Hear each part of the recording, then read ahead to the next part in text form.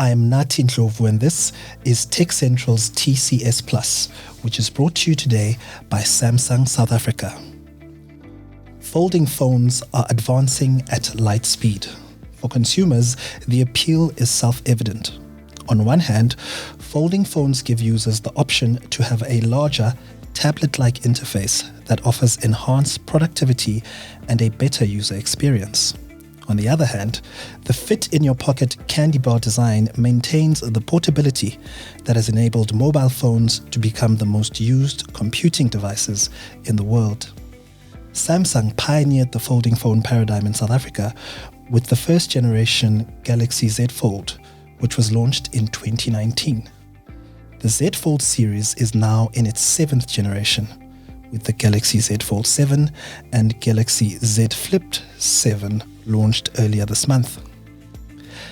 Joining me in studio to talk through the design elements and software features in the newest Samsung Galaxy foldable phones is Zahir Cajee, who is the mobile experience lead for product and commercial at Samsung South Africa. Hello Zahir, and thank you for joining us on the show. Hi, good morning. How are you? I'm fine, thanks. How are you? Fantastic. Thanks. Awesome.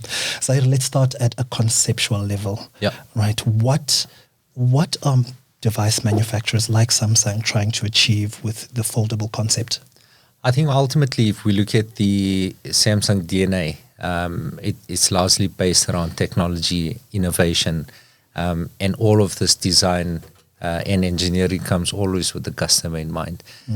What we've seen over the last few years, I mean, to your point, we've pioneered the category of the foldables, but more so over the last couple of years, we were the first to bring mobile AI onto our device. And now we look at it at a holistic picture in terms of what do customers actually want in their phone. It's not just about the hardware features. That's still very important. Your camera, your size of screen, the performance, etc. But the usability, the speed, the performance, the battery capability, and then the integration of AI, not just in its singular form, but in a multimodal way that I can use it to be able to complete different tasks and to unlock a lot of creativity and ease of use. So we take all of these things into account, and this lends itself into creating the type of product as well as the design of the product when we launch these type of phones. All right. And you are one of the few manufacturers that have two different types of foldables in your range. Correct. Why is that? I suppose the two different products, yes, it shares the same family name as foldables. But to your point, they are completely different products. They attract and talk to two different audiences. The Fold is pretty much a beast of a device. It's got all the power and the performance. If we look at hardware specifically, the design of it, it's a pretty durable device now. It's our 7th generation Snapdragon 8 Elite that's made for Galaxy specifically. That's the power and brain power of the device. And that's the Fold. It's about productivity. It's about multitasking. It's about someone who wants a bar-type smartphone but is able to unfold it. And when we talk about the Flip is something all around pocketability. So the size itself lends the idea of being able to put it in your pocket effortlessly, irrespective of the size of your pocket. So I've seen people carrying it in their shirt pocket as well. Okay. So it's a smaller form factor. It's a smaller form factor, but the beauty of it is that when you flip it, when you open it up, it effectively becomes a fully flagship bar-type smartphone. So you're getting the best of both worlds. And I think that the innovation that we brought with it, and I'm sure we'll chat about it a bit later, the front screen on the Flip has been effectively recreated. So now it's a fully fledged front screen. It's full 4.1-inch display, 120 hertz refresh rate. The nits are up. So it's an AMOLED screen.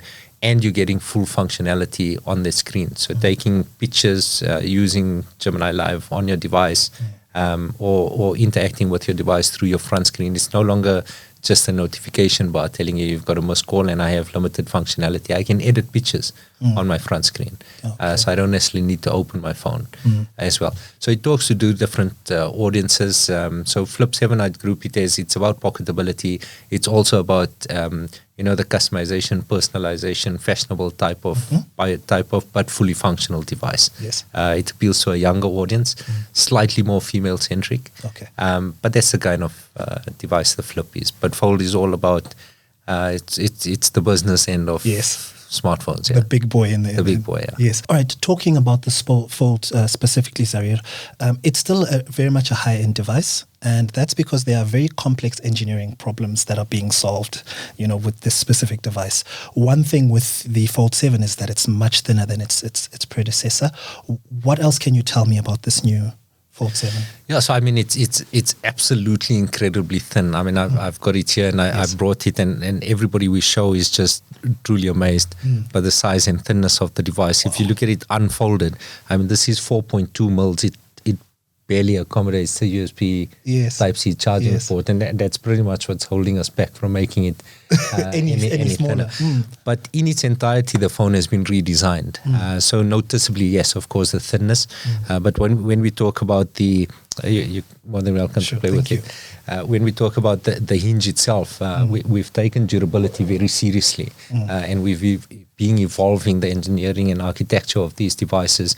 So the hinge itself, as we refer to it, is an armor flex hinge that's been re-engineered completely, and it's built on a multi-rail structure. It's waterproof, and it enables a water droplet design. So when it's closed, it effectively forms a shape of a water droplet, and effectively when the device is opened and being closed and used, it's able to disperse stress. Yes. That's created on the display itself. So it's evenly spreading the stress, and the internals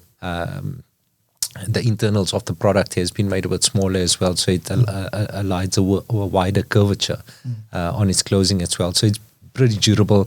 It's wrapped in armor aluminium, which is extremely durable, and then of course glass-wise is Gorilla Victus Ceramic 2, which is very crack and scratch resistant. So there's a lot. It's a completely new device. I'm so excited talking about the phone. I kind of forget the original question, but the thinness of it all. And lastly, one of the things I haven't mentioned maybe is the front screen itself is now 6.5 inches. It's been made a little wider. So it gives you that feel of a true bar type experience, and you're getting the benefit of being able to unfold it. Once unfolded, it's a full 8-inch 2x AMOLED display, which is like a tablet experience. Then you're getting so, and I can guarantee you, once you get used to consuming content and working with that big screen, it's very difficult to go back to something else. Yeah. And now you've spoken about the fact that it's thinner, and that means that more features need to be crammed into a smaller space. How did Samsung approach, improving camera quality while also, accommodating a smaller area? Yeah. So, like I said, everything's been redesigned. The camera itself is, for the first time, we've got it on a foldable device. It's our 200 megapixel wide camera. It's a 12 megapixel ultra wide, 10 megapixel telephoto.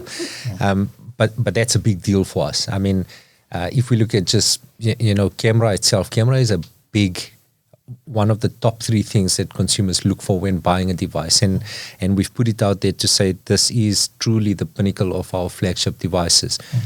We were lacking, and we've taken those concerns on board in previous generations, where it wasn't the equivalent of an Ultra. Yes. The S series always represented the iconic innovation of the flagship camera of the Galaxy, and we've brought that into the Fold. The camera itself, in terms of the lenses and so forth, have been redesigned as well. They've been made a bit slimmer, yet giving you the same performance. Yes. And then in terms of enabling the power of the camera, powered by obviously the Snapdragon chipset that we spoke about just now, our next-gen Pro visual engine has been enhanced as well. So this is the AI capability enabling the camera performance as well. So whether in low-lit conditions, macro, I'll show you a couple of examples if you want, the type of macro photography, the detail, clarity, and crispness that you're getting out of the pictures. It's truly remarkable. Okay. So yes, we fitted a 200 megapixel. That's a big deal. Yes. On a foldable. I'm going to say it again. Yes. But yeah, so now you've got, you're getting the true ultra experience, and that's what our consumers want. Right. Now, along with you've got the Z Flip7 and the Z Fold7, but there's now a Z Flip FE that you've launched. Yeah. What is that and why is it there? So just on FE itself, FE itself stands for Fan Edition. So a few years ago, we brought out an FE edition from the S series, and it was meant to plug a gap within the entry flagship type of segment. Entry flagship segment means a product that's typically retailing between 10 and 13,000 rands, and on a contract would probably be around $699 per month. That's sort of the level of entry flagship that we talk about. So we brought in the FE edition specifically in the South African market. It's performed really well. On the flip, what we've seen is, yes, it is a flagship device, fully capable flagship device, but the affordability was the big barrier to entry.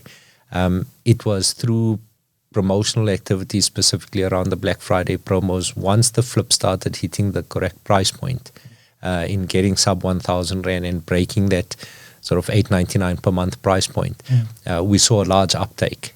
Sales were literally doubling and tripling.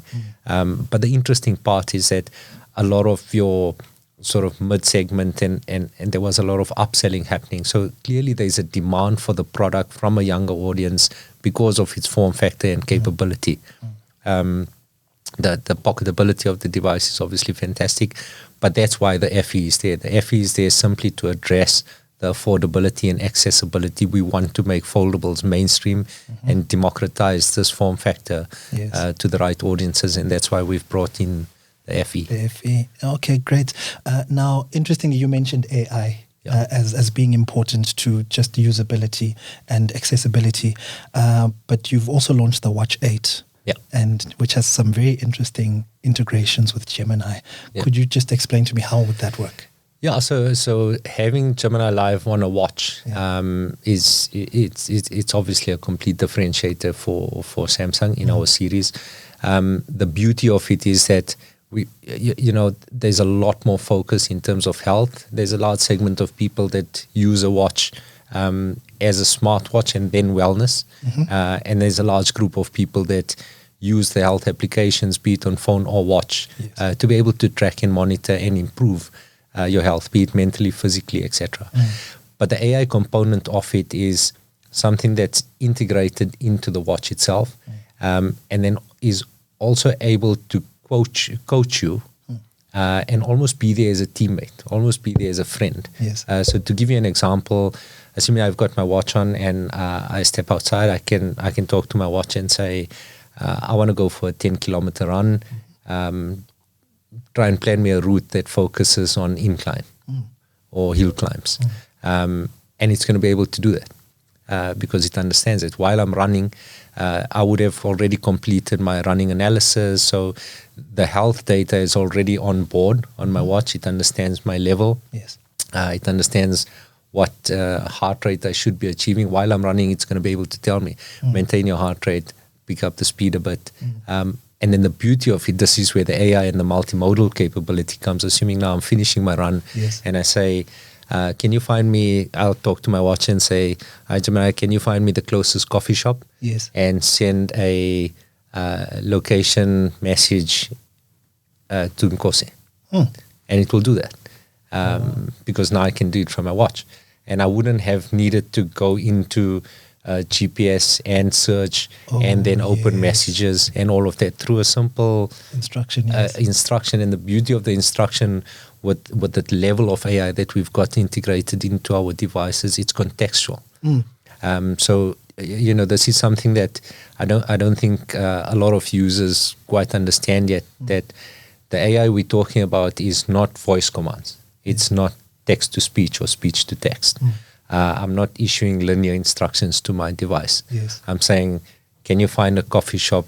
Give me the location, send a message to Nkosi and tell him to call me.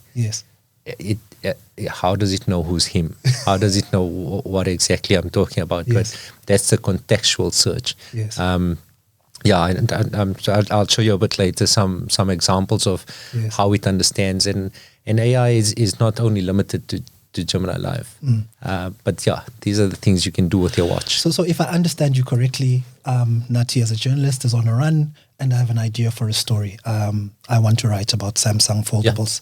Listen, go to my tasks app and add write about Samsung, the Samsung Hinge, and that will be placed there. Yeah. 100%. Okay.